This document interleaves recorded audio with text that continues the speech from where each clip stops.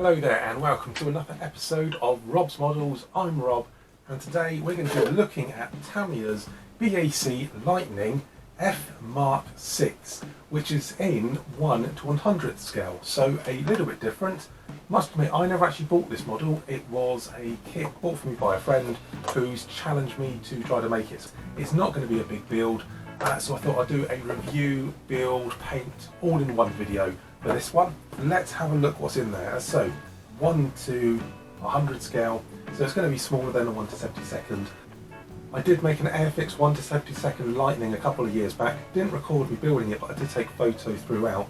What I'll try to do is find some of those photos that are on an old backup drive, make a little montage with some music, and hopefully you can actually see the results of that build and maybe compare it to how this one goes. This kit is a rebox from about 2004, I believe. But it is actually based on moulds from an original one, which was actually, I think, 1968. So it is going to be quite an old kit. And for the scale, I don't think there's going to be a huge amount of detail. So, what do we have in here? Well, first of all, the instructions.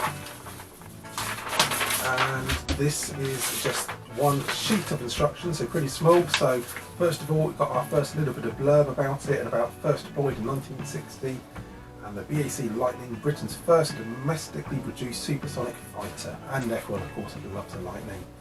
We got two schemes for it here, both of them are going to be in that bare metal silver, one of which is the number 5 Squadron RAF or from the Royal Saudi Air Force. The instructions are all in 3 pieces, 3 bits to it, so it should be quite simple build. Put the 2 fuselage halves together, put the wings on, burners on the back, and then undercarriage or no undercarriage, and then putting on a few of the ancillaries, which would be the over-wing fuel tanks, which is a little bit different for the Lightning. They actually sit on top of the wings. Looks like the fuselage is all in one, and then you've got the air-to-air missiles and the refueling probe. So actually, it should be quite a small, simple build, but never underestimate something just because it's small doesn't necessarily mean it's simple. We've got 2 screws and a sheet of decals in there. Tamiya ones tend to be quite good, and actually I think those are, although I've got to say on this one in particular, for the Saudi one, there does seem to be a bit of a stain around there, but that shouldn't make too much difference. They are a little thick, however what I'm guessing is when it actually got retooled, or no, reboxed in 2004, they probably redone the decals for it, so it's probably not the original decals, I don't know. I probably should have looked into that before reviewing, but I didn't want to get too much details. But we've got a nice little sheet of decals, and I'm sure they'll be fine. And if they are a little bit thicker, a little bit of microsets, microsol, should be fine. So, three screws actually, in a plastic bag. Gives you an idea of the size of the wings and the fuselage. So that length of that comes in at about, well, by the time you've got a few bits on there, you're looking at about 14 centimetre length, so that's not going to be very long at all. So 14 centimetres, that's a smidge under 6 inches. So we've got 3 screws. This one we've got here, that's of course got the 2 air-to-air missiles on and the fuel tanks. Very simple there, and actually I can see there is actually a little bit of detail, and that's actually sunken panel lines, recessed panel lines on there, so that's good, and they actually are quite fine. 2 main screws. So the first sprue here, we have one side of the fuselage half and the 2 wings. The wings don't need to be sandwiched together, they are all in one. Looking at it though, you would actually have to have the tanks over, unless you're going to be doing some filling, because there's a very big groove there for the over-wing tanks to go in. So if you're not looking to have the fuel tanks on, as per the picture, you're going to need to fill that in. That's going to take a few goes and that's going to sink in, and once that's properly dried, you're going to have to rescore on there. The detail on that is actually pretty basic, to be honest, and it is quite chunky, but it is recessed panel lines, so that's good. So that should take a wash. This one, same sort of details. It does feel quite thick and solid, and yeah, a few other little bits. Really can't really say much about that. Yeah, there's a little bit of detail in the wheels, and on the tail planes you have got some recessed detail on there, and with the landing gear as well, it's kind of looking basic. It is, to be honest, is not as detailed as what the newer, and when I say newer I'm talking about, you know, in the last sort of 10-15 years, Ravel have been putting out some 1 to 44th scale kits, which do have some great detail for the scale that they're in, and this isn't in these leagues. However, for something that costs less than a fiver, and is going to be hopefully quite a nice little quick build, still going to do it properly, but it should be quite a nice quick build. It should be quite interesting. There's not so much detail on there. Quite a few parts are composite. I can see that there is going to be a few little ejection marks actually just on the, that's a shame actually, on the wheel. Yeah, you've got some detail on there, but then you've got some ejection marks right on there. One thing to note though is there's no pilot and no cockpit type by the look of it. So no, we've literally just got a very sparse, I didn't even know what it was at first, ejection seat, Martin Baker seat, and that literally just goes in to the fuselage. Okay, so what I might try to do is see if I can scratch build a very rudimentary pilot in there, and the reason I think I'll probably get away with that is because it won't be an open cockpit. It's just a single piece. At this scale, it's going to be even too small, I think, to try to get a razor saw in there to split it into 2 parts. I think we're going to just accept this is going to be a closed canopy on there, and although it does look quite clear, actually that is quite good, I must admit. So that is Tamiya's B.A.C Lightning F Mark 6. That's in the 1 to 100 scale, and the reference number on there is 61608. So let's get building.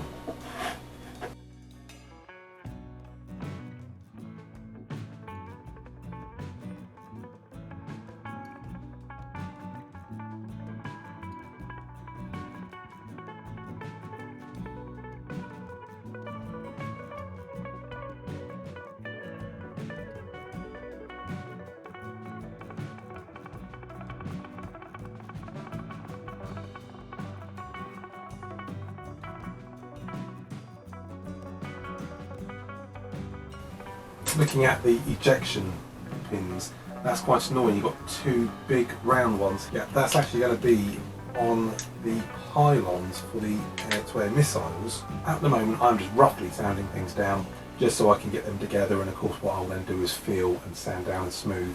But the main thing I want to do for the moment is just to get off those tabs, the sprue gates on there, so at least when it can start going together, it can fit together flushly.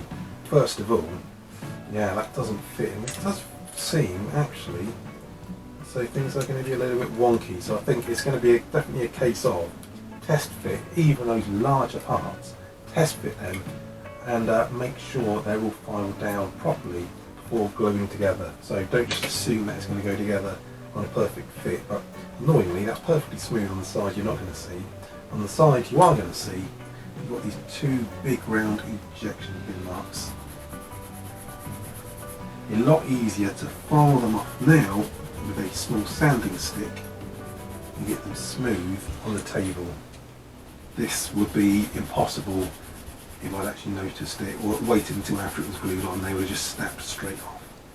Even the 2 halves of the seat, I know it's only very small, but there you can see there's the seam line of the 2 bits of the mould, but the mould doesn't seem to have been in line because there's definitely a step in between the left and the right side of the, so you're not really going to see it, but it just shows you the quality of just not being able to line them up properly, the 2 halves of the mould, before putting the plastic in there.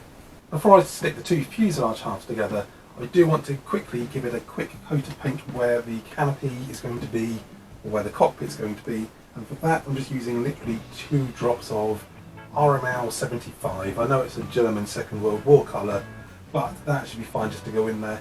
I also know that the cockpit in there is really actually a black colour, but I just do a lighter colour on here, and it just might actually help it show up a little bit more through the canopy. So it's not going to be strictly accurate. A little bit of artistic license there, just to give it a bit of depth, because if everything gets painted black inside, you're not going to actually see anything through there as well, so there'd be no point doing it. So just a quick spray of this.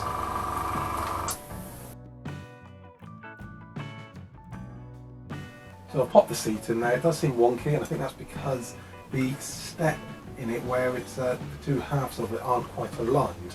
However, the next part is to stick it together. there. One there for now. And okay, that should be okay. Run a bit of extra thin down those seams, try and dab that on there. And then once that's dried, you should then be able to really start looking at filling it.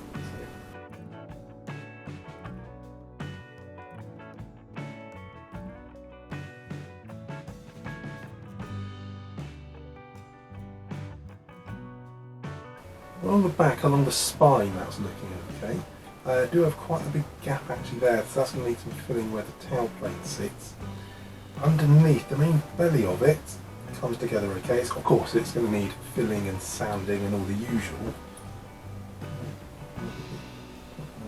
There we go. But, and then it's actually level up until where that plate goes in.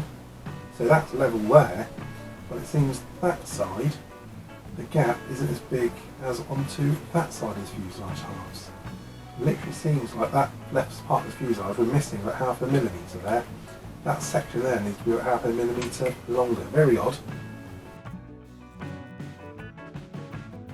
So lots of gaps in here, and for that I've been using deluxe materials and then using a cotton bud with some water on to take off the excess, the heavy, whilst it's still wet before it's dried off properly. And even when it has dried, you can still rub it with a cotton bud with some water on to take the heavy off, and then just been using some sanding sticks and sanding sponges just to try to file it down. And then just using here, this is the, it's the Tamiya scribing tool, and the canopy is put in place with the deluxe materials glue and glaze, so that's gone clear. And before I put that on there, I of course masked the canopy up. Regarding the painting, it's going to be in the bare aluminium, the high-speed aluminium finish, and to get that nice and shiny, want to do a black undercoat and a gloss black. Well, actually, it's a kind of a semi-gloss. I found what works well is MRP's. It's the MRP5, just the plain black, and that gives it quite a nice sort of sheen, and not a real gloss one, because I sometimes find if you have a real gloss finish and then put down a polished aluminium look, it can actually be a little bit too shiny. It doesn't fit with a scale effect, and the further away from something you are, even if it's shiny, the less shiny it appears. You don't really have that reflective quality in there. I recently made, and you can see the build of this 1 to 72nd Vampire, which is an Airfix kit, and I used that same MRP black. However, before I actually gave it a coat of this, I'd actually already given it a coat of the Mr. Surfacer 1000, and then masked up a few other panels before doing that, and you can actually see the difference in effect. So it's not completely shiny, but it has a sheen, but some of those panels had a more matte undercoat and therefore didn't have as much gloss. And I think that actually worked quite well. It has a bit of a sheen on there, but not too much, and yet still kept it quite thin, so I could pick out the surface detail. But the surface detail on this is actually going to be a lot better than the surface detail on there. There you've got individual rivets and things. Here it is 1 to 100 scale. Really doesn't have as much detail. Spray booth is all set up, put a bit in here. And I just find running it down a cocktail stick is a good way just to make sure it goes in there. Fuel tanks I've just popped in there just as a sort of friction fit. Do all this, see how it comes out. We should have a nice satin black finish on there at the end of it.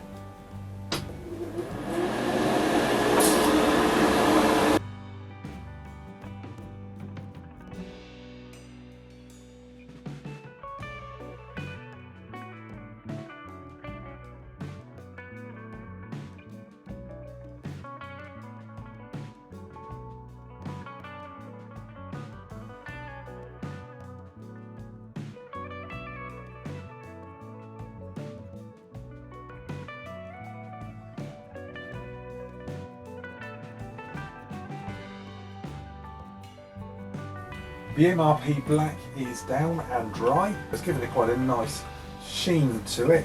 Not completely glossy, but I wasn't going for a full-on black gloss. Next part is to give it a polished aluminium. I'm using the AK Extreme Metal polished aluminium. That's AK481. I've given it a shake up, but I do find as soon as you shake this up, you can even see it happen in the colour cup. As soon as you shake it up and you pour it in, it already starts separating. So I've always found it's best just to do small bits at a time, give it another shake up, pour a little bit more in. What I have done though is just put some masking over the canopy, just so that will remain black, because of course that's going to be easier to keep that black rather than try to paint that in. There's going to be a few other black parts on there, and I was tempted to try to mask up the lines on the top of the wings, but I think that's going to be easier just to put in afterwards.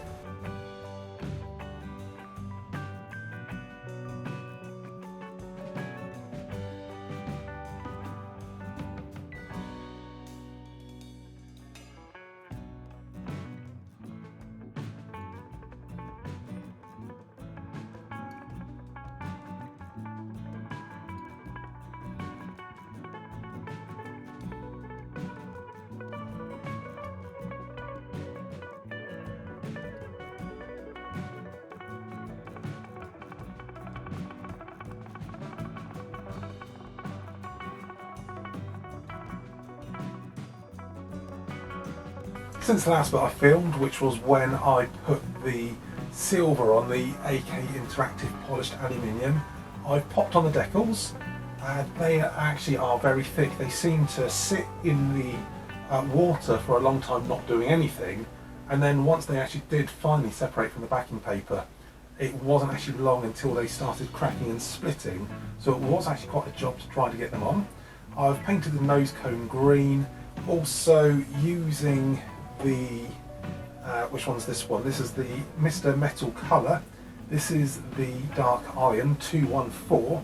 I've just done the jet exhausts, and then I use the Mr. Colour Silver, which is number 8, just to do the pitot tube and the ring around the intake. I have made a little bit of a start with the weathering, and I've also put on the black stripe that goes around the wings. I think that denotes the walkway part. It's gone absolutely terribly, to be honest. It started well and I was doing it freehand, and as I was doing it, as it went the worse and worse it kind of got, to be honest. Hopefully once it gets weathered up, that really bad paint job on the top of the wings is going to be okay. I'm going to give it a Flory Models wash, going to do the dark dirt. Was going to do black on this, but I think the dark dirt's going to be better because that's going to give that sort of grimy sort of look.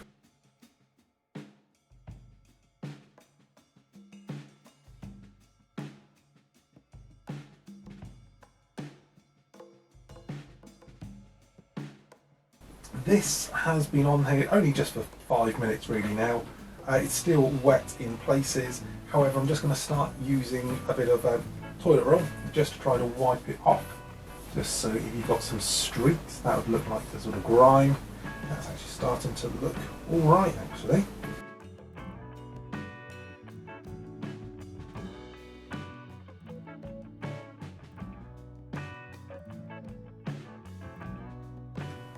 And I think that now finally completes my build of Tamiya's B.A.C Lightning, the Mk.6, and that's in 1/100 scale.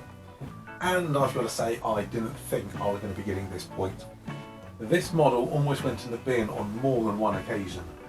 Part of it, to be honest, is, I'd say, some of it is the model's fault. It is based on molds that are best part of 60 years old, but it's not a great fitting kit. 100th scale, it's not going to have so much detail on there. Fortunately, it has got recessed panel lines, so can do a bit of detailing. Decals were terrible.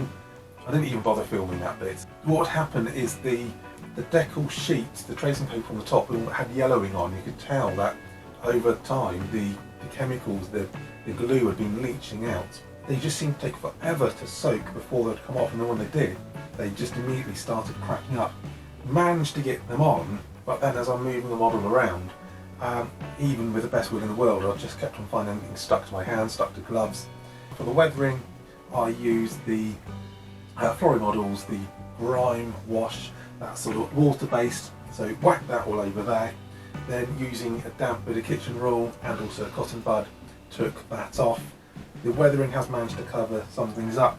I've got to admit, the weathering on this is a lot worse than what it would actually be in real life. These were actually kept quite clean, especially with that high-speed aluminium finish on there. Quite a lot of the bits that actually kind of went wrong, fortunately, are tucked away underneath. The advantage of having those recessed panel lines mean that that weathering wash did go in there, so it has actually brought out some of that detail, which is good because that detail actually draws the eye and distracts from some of the bits which weren't so good. Lots of fit issues on there.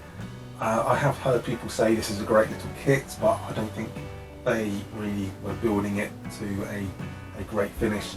This kit, I would say, is perfect for someone like a nephew who's getting into the hobby. You've got to buy them a present, and maybe they're starting to get into maybe modelling, and they're used to maybe doing the odd Airfix Spitfire, but they want to do something a little bit different, something they can probably knock up over a weekend without going into huge detail, and something that perhaps after they've done, it will be put in a cupboard and those sort of things, and as they then get into the hobby, they will then actually want to go into kits which are actually better produced kits and have a better model at the end. But for a nice little cute thing, what's it, about sort of 7 inches long, I guess, and of course put it on a little stand. It is what you make of it.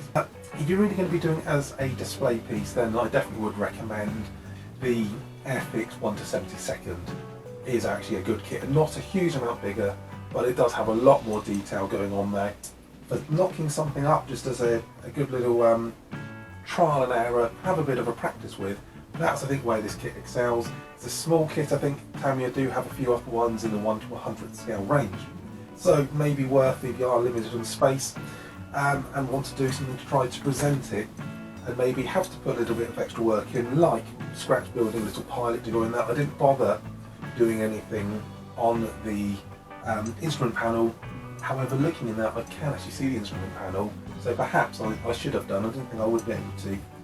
It is a kit that goes together quite roughly, but you are going to really need to work at it if you want to make it a detailed kit, and therefore that's why I'd recommend going for one of the newer Airfix 1/72 scales, which would only be a couple of inches bigger, but because it's a new one, that actually has a lot more detail.